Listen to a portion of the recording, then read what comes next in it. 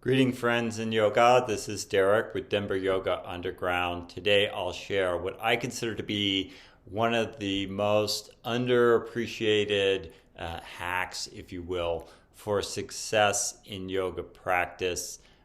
It's one of these principles that I don't think we talk about it enough. It gets mentioned enough, and it is hidden in plain sight. And the core idea is rather simple: is a renewed or emphasized appreciation on the value of repetition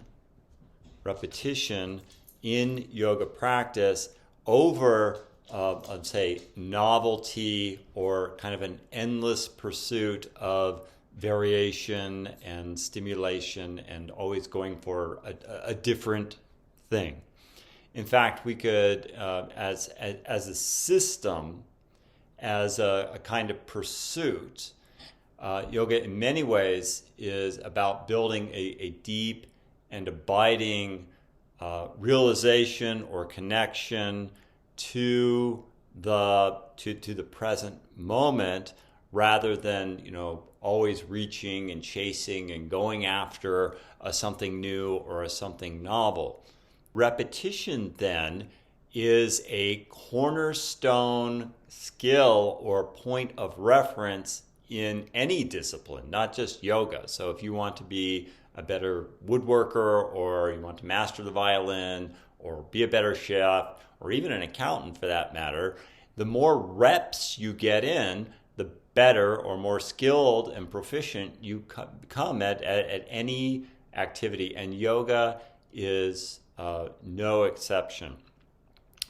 My teacher routinely people would ask him for advice or counsel on various life predicaments, and his answer, and he was silent, so he'd write this, is regular sadhana.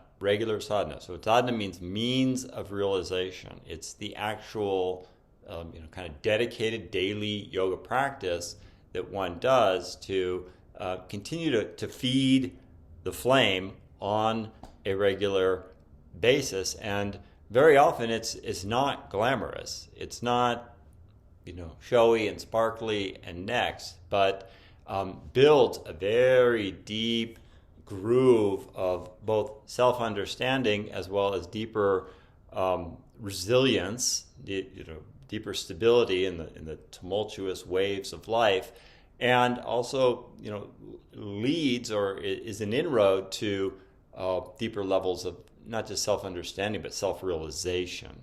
Right, is built on this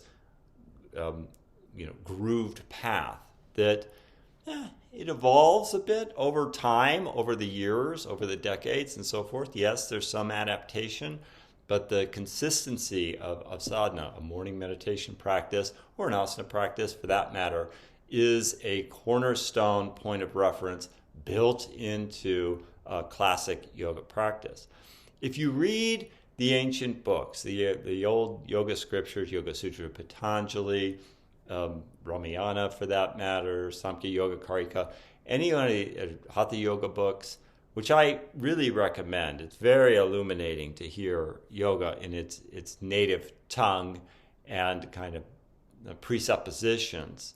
You'll notice that those texts are ingrained with repetition too. I once asked Baba Haridas in reading Bhagavad Gita, like, all this just sounds the same to me. It just sounds like, kind of like positive, wise soup that we keep sifting through. And he said, yeah, it's designed that way to, quote, saturate the mind. Like, these texts were never written to be like a kind of one and done. You just kind of go, oh, okay, got that. No, they go over them repeatedly as a kind of sadhana or practice as well. Just read through it, okay, turn it over, read it again. You could read Bhagavad Gita that way and start to pick out new layers of discovery and information.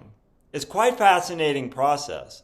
We take something that we may have an initial understand, and whoa, it actually turns out to have all this depth, dimensionality, layers to it.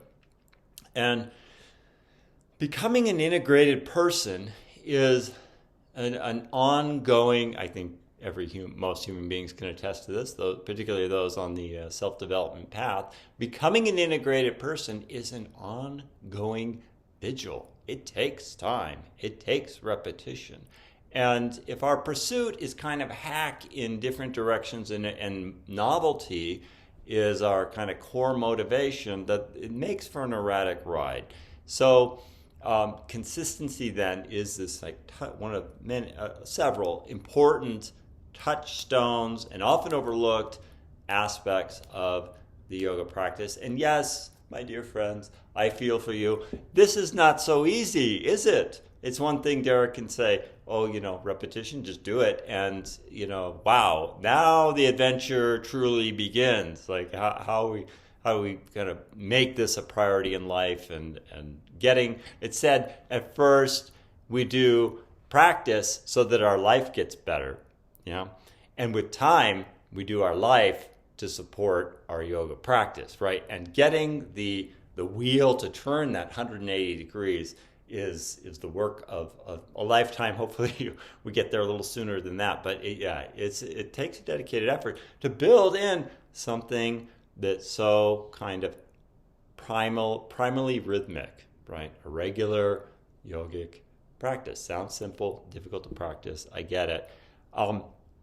So maybe having a bit of a long haul mindset here helps. Like, it takes time to shift the needle. I read that book, Atomic Habits. There's great suggestions there on how to develop any habit, including a spiritual practice or yogic practice, to up-level your sense of person, integrated person over time, over the long haul and in the immediate. So start where you are. Perhaps start small. Just showing up is like the first step. First overlooked and often overlooked, overrated step in any discipline is just showing up. Whether that's 5 minutes meditation, 10 minutes meditation, 20 minutes of asana, something like that. Just where can you most effectively just make inroads into more formal practice, and do so with consistency. It's not glamorous, but there's no substitute for it. We get what we put in. Peace, my yoga friends. I wish you many blessings. Hari Om Tat Sat. Thank you, my liking, subscribing, commenting friends. Peace on the path. Om.